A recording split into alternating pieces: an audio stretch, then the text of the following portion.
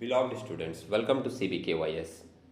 Income from capital gain के set one के discussion में जब हम लोगों ने इंडेक्सेशन वाला पार्ट कैलकुलेट किया था तो बहुत सारे लोगों के दिमाग में कन्फ्यूजन आ गया और उन्होंने पूछा कि सर जो इंडेक्स नंबर उसमें यूज़ किए थे वो कहाँ से लेकर आए थे। वो बात मैं ऑलरेडी उस सेट में बता चुका था। जिन लोगों को डाउट होगी उनके लिए मैं फिर से वो सारी बातें एक बार रिपीट करूँगा। साथ ही साथ इस क्वेश्चन में हम लोग एक और चीज़ देखेंगे कि लॉन्ग टर्म कैपिटल गेन में जो एग्जेम्पशन वाला पार्ट होता है वो क्या होता है। तो पूरा का पूरा एरिया नहीं, लेकिन उसका कुछ पार्ट, कुछ झलक हम लोग इस सम्स में कंसिडर करेंगे। क्वेश्चन आप देख रहे हो, ये 2012 का क्वेश्चन है आपका। सम्स के सॉल्यूशन में जाने से पहले एज यूजुअल हम लोग सम्स को पढ़ेंगे, समझेंगे, उसके बाद फिर सॉल्यूशन में मूव करेंगे।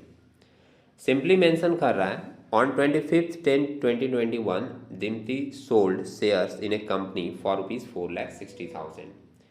4,60,000 में कुछ शेयर्स बेचे गए, इसको हम लोग बोलते हैं सेल कंसिडरेशन। सराउंडिंग में आपको कुछ नॉइस मिल सकता है, उसको अवॉइड करते हुए चलेंगे हम लोग। C acquired these shares on 12/8/2010 for ₹1,21,000। 12/8/2010 को ये शेयर उसने खरीदा था 1,21,000 में। शेयर अगर लिस्टेड है तो हम लोग उसके केस में 24 महीना कंसीडर करते हैं। जो लोग इनकम फ्रॉम कैपिटल गेन की बेसिक बातें जानते हैं वो ये बात जानते होंगे कि लिस्टेड कंपनी के शेयर में हम लोग 24 मंथ कंसीडर करते हैं। 24 महीना के पहले अगर ये शेयर बेच दिया जाता तो शॉर्ट टर्म के कैलकुलेशन में आता, 24 महीने के बाद बेचा जाएगा तो लॉन्ग टर्म के कैलकुलेशन में आएगा। यहाँ पर 2010 में खरीदा गया था और 2021 में बेचा जा रहा है। आप समझ रहे हो 10 साल से भी ज़्यादा का टाइम है, तो हम लोग इसका calculation as a long term capital gain करेंगे। आगे मेंशन कर रहा है expenses in this connection with sale 4,500। तो सेल कंसिडरेशन में से हम लोग एक्सपेंसेस माइनस कर देते हैं तो अपने को मिल जाता है नेट सेल कंसिडरेशन।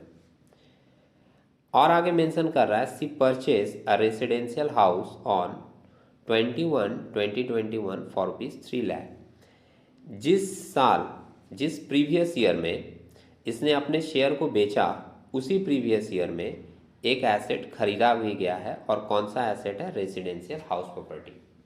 आप सेक्शन 54F अगर पढ़े होगे अच्छे से तो उसमें आपको मिलेगा इससे रिलेटेड रूल कि जब भी कोई एसएससी एक एसेट बेचता है वो asset other than residential house property होना चाहिए। तो यहाँ पर other than residential house property है, क्या है? शेयर्स को बेचा जा रहा है और वो एसएससी एक रेसिडेंशियल हाउस प्रॉपर्टी खरीदता है, मतलब बेचेगा अदर देन हाउस प्रॉपर्टी और खरीदेगा रेसिडेंशियल हाउस प्रॉपर्टी, तो उसको सेक्शन 54F के अंदर कुछ एग्जेम्पशन मिलेगा। तो ये वाली लाइन पढ़ने के बाद अगर रूल आपके दिमाग में पूरा का पूरा है तो ये लाइन पढ़ने के साथ ही साथ आपके दिमाग में आ जाएगा कि इस एसएससी को, दिम्ति को सेक्शन 54F के अंदर कुछ एग्जेम्पशन मिलेगा। कितना मिलेगा ये हम लोग देखेंगे सॉल्यूशन में। आगे मेंशन कर रहा है compute taxable capital gain for the assessment year 22-23 STT is not applicable. Short term tax इसके ऊपर अप्लाई नहीं होगा। अब देखिए किस तरीके से इसका long term capital gain calculate किया गया है। ऊपर की हेडिंग नॉर्मल आप दे सकते हैं, computation of income from capital gain of Deepti for the assessment year 22-23 for, या इसके आगे एक लाइन और आप जोड़ सकते हैं relating to previous year 21-22। Particulars details है, अमाउंट है। सबसे पहले लिखा सेल कंसिडरेशन जो आपको सम से मिल रहा है 4,60,000। लेस किए हैं एक्सपेंसेस ऑन ट्रांसफर 4,500, तो माइनस करके आपको जो वैल्यू मिला 4,55,500 4,55,500, इसको हम लोग नाम देते हैं नेट सेल कंसिडरेशन। अब नेट सेल कंसिडरेशन में हम लोग दो चीज़ें लेस करते हैं, एक इंडेक्स कॉस्ट ऑफ इम्प्रूवमेंट और एक index cost of acquisition. Sums में इम्प्रूवमेंट से रिलेटेड कोई भी बात नहीं की गई थी, इसलिए इंडेक्स कॉस्ट ऑफ इम्प्रूवमेंट तो हो जाएगा नील। इंडेक्स कॉस्ट ऑफ एक्विजिशन मतलब जो खरीदा था उसकी कैलकुलेशन कैसे होगी, जो लोग नहीं जानते उनको शॉर्ट में बता दें। Index cost of acquisition means cost of acquisition adjusted according to the price level of the year of sale. मतलब आपने बहुत साल पहले ये एसेट खरीदा था 1,21,000 में, बहुत साल पहले सम्स में दिया है, कब खरीदा था? 2010 में। और इसको बेच रहे हैं आप 2021 में। 2010 से 2021 के बीच में इन्फ्लेशन का बहुत ज़्यादा इफेक्ट पड़ा होगा, इससे जो 2010 की वैल्यू है 1,21,000 वो आपको एडजस्ट करनी पड़ेगी लाकर 2021 के वैल्यू पर। और वो एडजस्टमेंट करने के लिए हम लोग एक नंबर यूज़ करते हैं जिसको हम लोग नाम देते हैं इंडेक्स नंबर, और वो कैलकुलेट करने का एक सिंपल सा फॉर्मूला होता है। कॉस्ट ऑफ एक्विजिशन जो सम्स में दिया हुआ है 1,21,000 डिवाइडेड बाई करते हैं index number of the year of acquisition, जिस साल आपने खरीदा था उस साल के इंडेक्स नंबर से। जैसे 12/8/2010 को आप खरीदे थे, सम्स में दिया है, तो 10/11 का एक इंडेक्स नंबर होगा, वो है आपका 167, उससे डिवाइड किया गया और मल्टीप्लाई किया जाएगा जिस साल आप प्रॉपर्टी को बेचोगे, जिस साल आप एसेट को बेचोगे। तो आपने बेचा कब है? 21 में, तो 21/22 का जो इंडेक्स नंबर होगा उससे मल्टीप्लाई किया जाएगा, और 21/22 का इंडेक्स नंबर है 317। अब ये कैलकुलेट करके आपको जो वैल्यू मिल रही है वो है आपकी 2,29,683, और ये माइनस करने के बाद, मतलब नेट सेल कंसिडरेशन से ये माइनस करने के बाद आपको जो वैल्यू मिलेगा उसको हम लोग नाम देंगे लॉन्ग टर्म कैपिटल गेन, जो कि आपका आ रहा है 2,25,817। यहाँ पर कुछ लोगों का डाउट आया कि सर ये जो इंडेक्स नंबर आपने यूज़ किया 317 और 167 ये कहाँ से लाया? तो इसके लिए हमने सेट 1 में भी बताया था कि ये इंडेक्स नंबर आपके इस सम्स में दिया हुआ नहीं है, लेकिन एग्जाम में जब क्वेश्चन आती है तो उस क्वेश्चन के नीचे जिस साल की इंडेक्स नंबर की आपको ज़रूरत रहेगी वो इंडेक्स नंबर आपका दिया हुआ रहेगा। इंडेक्स नंबर का एरिया बहुत सालों का है तो उतना इंडेक्स नंबर आप कंसिडर नहीं कर पाओगे।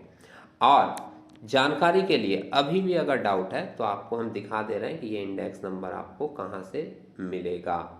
आप किसी भी बुक में जाएंगे, चाहे दे बुक कंसर्न की बुक हो, CS सेनगुप्ता की बुक हो, या फिर मुंद्रा एंड मुंद्रा की BCom में जो बुक चलती है यहाँ पर, या कोई भी टैक्स का बुक आप करंट असेसमेंट ईयर का ले लीजिए, आप वहाँ पे कैपिटल गेन में जाइए, आपको हर साल का इंडेक्स नंबर उसके अंदर मिल जाएगा।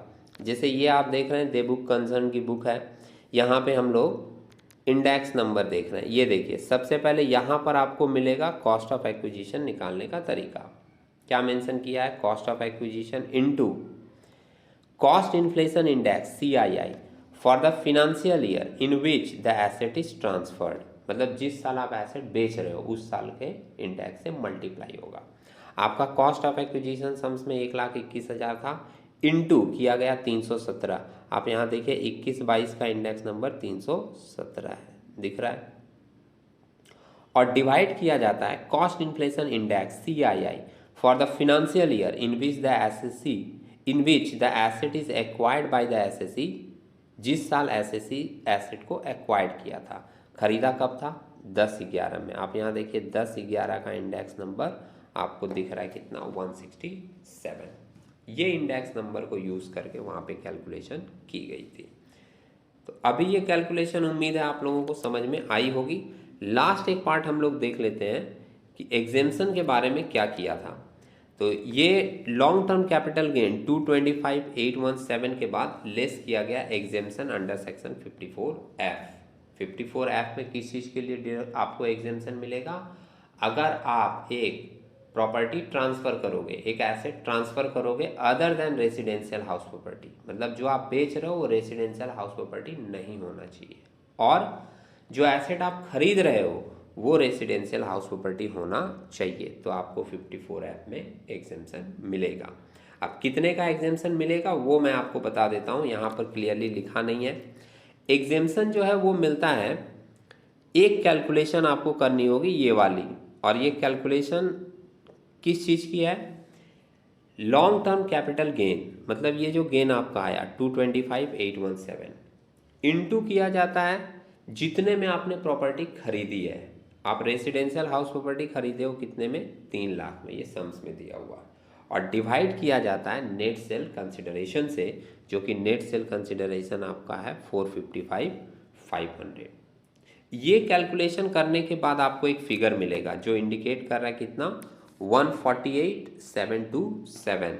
ये फिगर और लॉन्ग टर्म कैपिटल गेन 225,817 जो है, इन दोनों में से जो वैल्यू मिनिमम होती है उसका 54F में एग्जेम्पशन मिलता है। फिर से रिपीट कर दे, जितना लॉन्ग टर्म कैपिटल गेन आया जो कि आपका ये है 225,817, और ये कैलकुलेशन करने के बाद जो वैल्यू मिलेगा, इन दोनों में से जो वैल्यू मिनिमम होगी उतने का आपको एग्जेम्पशन मिलेगा।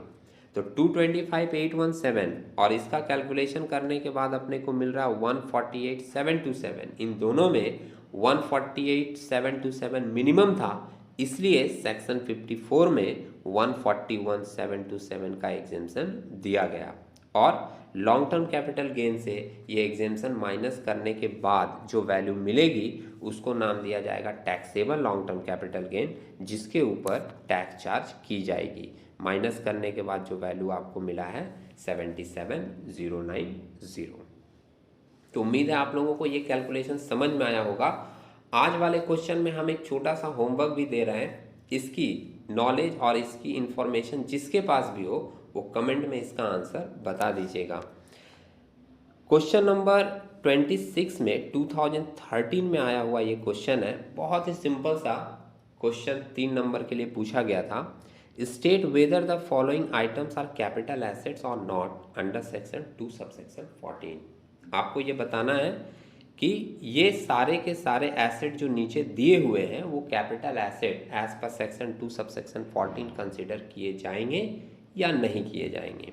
नंबर 1 दिया है furniture held for personal use. आपको सिंपली इसका आंसर कमेंट बॉक्स में बताना है कि ये कैपिटल एसेट है या नहीं है।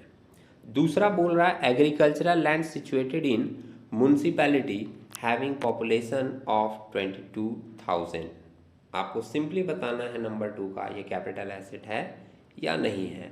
और नंबर 3 बोल रहा है stock of raw material held for business purpose. Business के लिए स्टॉक ऑफ रॉ मटेरियल रखा गया है, ये कैपिटल एसेट होगा या नहीं होगा। उम्मीद है आप लोगों को आज की कैलकुलेशन समझ में आई होगी। हम लोग इसी तरीके के एक वीडियो में मिलेंगे, तब तक के